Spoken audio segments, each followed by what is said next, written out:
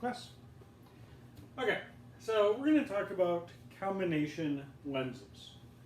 And we're going to do an example. This is actually one of the suggested problems. But let me read the problem. I'm going to have the drawing here. It says a converging lens with a focal length of 12 centimeters is located 30 centimeters to the left of a diverging lens.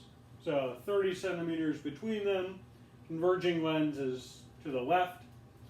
And so I tried to draw this fairly accurately, where if this is 30 centimeters, the midpoint would be 15. The focal length is a little less than that. So, and the focal length of the diverging lens is half the converging lens. And again, it's really hard to get these pictures right without measuring. So we'll see how this goes. But anyways, we have a converging lens with a focal length of 12 centimeters, 30 centimeters to the left of a diverging lens. And for the diverging lens, it says the focal length is minus 6 centimeters. So for a diverging lens, our sign convention, focal length is negative. So a postage stamp is placed 36 centimeters to the left of the converging lens. So again, this is 30 centimeters. I'm using the very precise method of measuring, so a little bit farther. But again, you want to draw this picture as accurately as possible, or reasonable. I guess I could have actually gotten out a meter stick and done a better job, but we'll see how this goes. Okay, so we want to find, first off, let's find the final image. So let's start out with the ray diagram.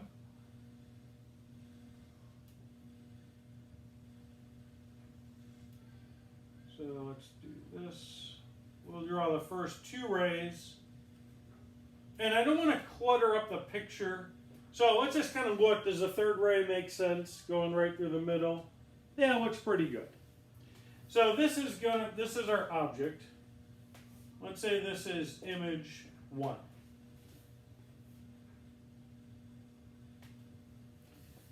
Okay. And so what we're going to do is we're going to use this image to find as the object for the second lens. So let's start out ray 1 parallel to the principal axis, and this is a diverging lens, so it's going to do this.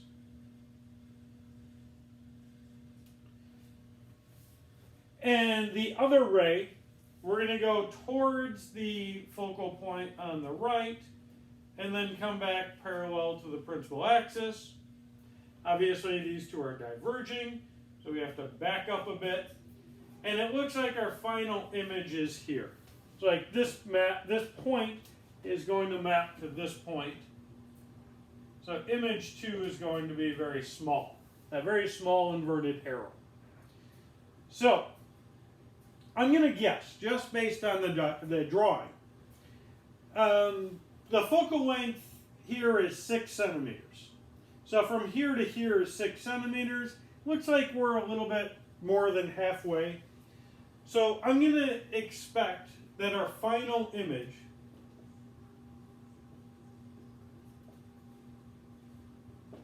is 4 centimeters to the left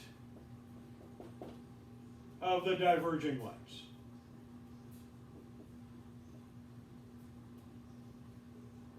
So this is what I'm expecting to be reasonably close based on the picture. And if we're not that close, then we need to kind of look over and see if there was a mistake. So let's just start with this. We're just going to find the location of this final image. So first we want to find image 1. The image created by this lens for this object. And basically we have this here. We have this form of the equation. We can say di1.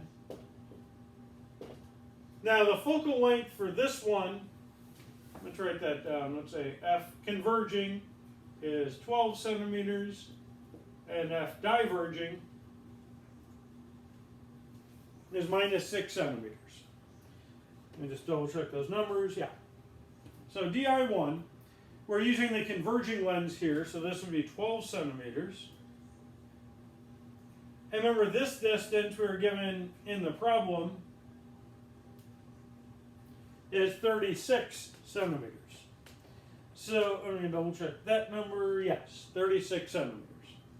So then DO, I'm just going to write 36 and not the centimeters because the denominator will have a centimeter as well. So those two will cancel out. And then we have DO minus F. So 36 minus 12 is 24. So that would be 18 centimeters.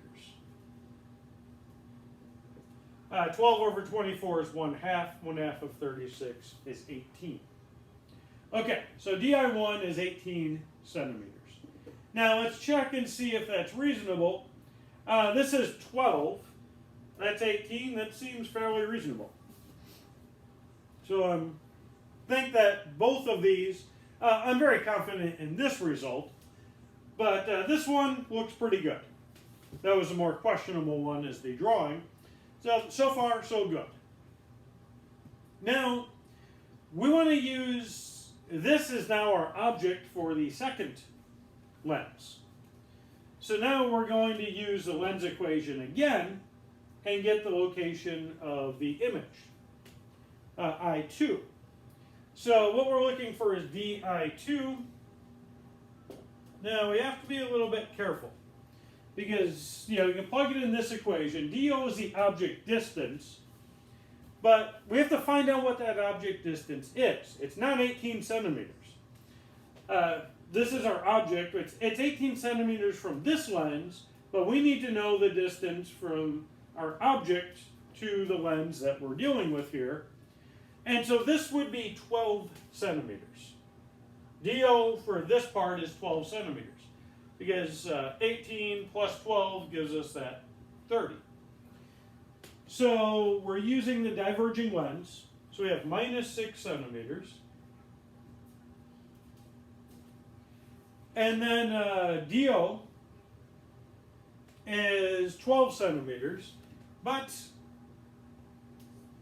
before saying that, let's look up our sign convention, just to be sure. Even though I know it's good in this case. But let's just look at what it says for object distance. DO is positive if the object is to the left of the lens. So this is our object. It's to the left of the lens. So DO should be positive 12. Doesn't hurt to check. And then on the bottom we have DO minus F. So we have 12 minus negative 6. So that would be 12 plus 6. So this is 4 centimeters. Minus 4 centimeters. So yeah, 6 over 18 is 1/3. 1/3 times 12 is 4. So DI2, we have minus 4 centimeters. So let's look at what it says about DI. Image distance. It says DI is negative for an image, virtual, formed to the left of the lens by a real object. So what this negative sign is telling us is it's a virtual image and it's to the left of the lens. If DI was positive, it would have been on this side of the lens and it would be a real image, but it is virtual. And actually it matches perfectly with our guess. I was thinking around 3 or 4, kind of guessed right. So far, yeah, things are looking great. We have found the image.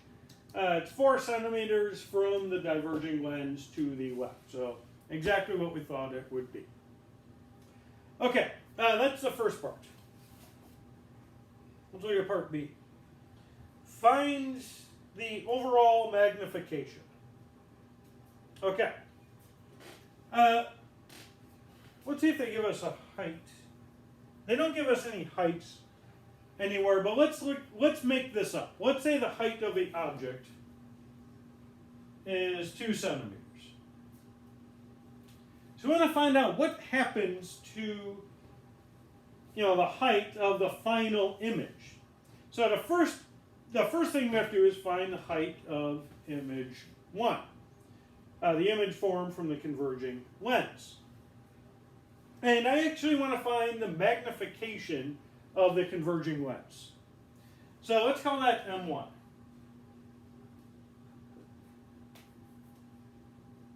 That's the hardest part of this problem. It's going to be board space like usual.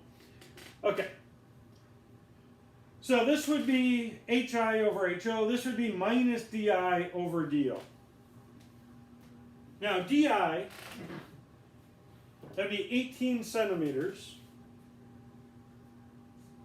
divided by DO, which is 36 centimeters. So minus 1/2. The magnification for the converging lens here is minus 1/2. So, which, is reasonable. So what this minus sign is telling us is that it's inverted with respect to the original object. So our original object is upright, the image is upside down, that's a negative magnification, and this 1/2 means that this is half the size of the object. Again, the drawing makes it look, they look a little more similar, so that part of the drawing didn't work perfectly. I would have guessed it's around 0.8 or something, but I don't think it's big enough problem to be too concerned about. Okay, now let's find M2. This would be, or here we can call this MC for the converging lens, and MD for the diverging lens. So we have minus DI. So DI is negative 4 centimeters, so this would be 4. I didn't put units here because I just knew they were going to cancel out. I'll write them down now though. And DO, that was what, 12 centimeters, I believe, which is positive 1/3. So we can definitely see that the image shrunk here, went from that to that. So the image shrunk significantly. So I'm not surprised, 1/3. And even though the image is upside down, so is the object. So there's no flipping between the object and the image. So again, this is looking good. But I want to look at the height. Let's say the height is 2 centimeters. In general, we can say that the height of an image is the magnification times the height of the object. So this is HO. Let's find the height of image 1. Let's call that H1.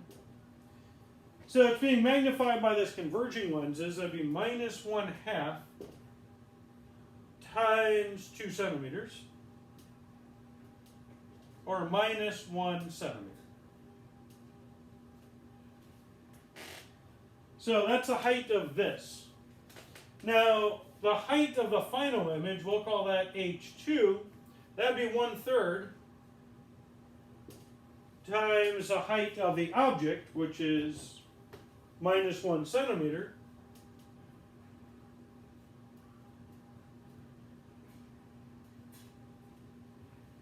And so if the object is 2 centimeters tall, the final image is minus 1/3 centimeter.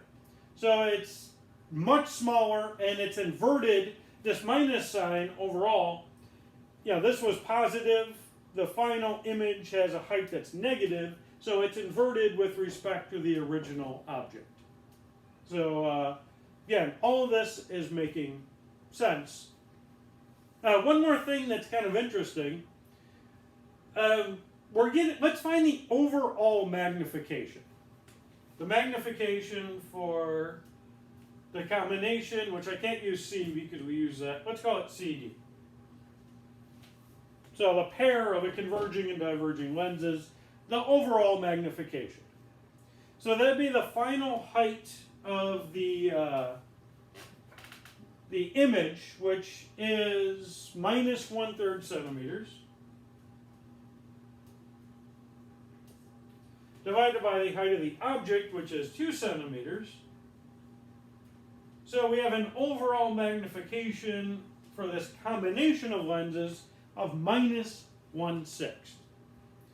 So this was 2 centimeters.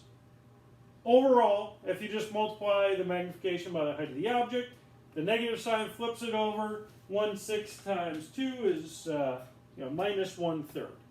So the overall magnification is minus 1/6. You might notice something interesting here. If you multiply these two, minus 1/2 and 1/3, you get minus 1/6. So when you have a combination of lenses, you multiply the magnifications. And so you might think that you could create significant magnification using combinations of lenses, and you would be correct. This is how things like telescopes and microscopes work. You can greatly magnify an image by using combinations of either mirrors or lenses. Okay, and there was actually one final question. Is the final image real or virtual? It's virtual. We had to trace things backwards to get it. And also, remember the final DI is negative, so both the lens equation and the picture are telling us this is a virtual image. We had to trace backwards to get there.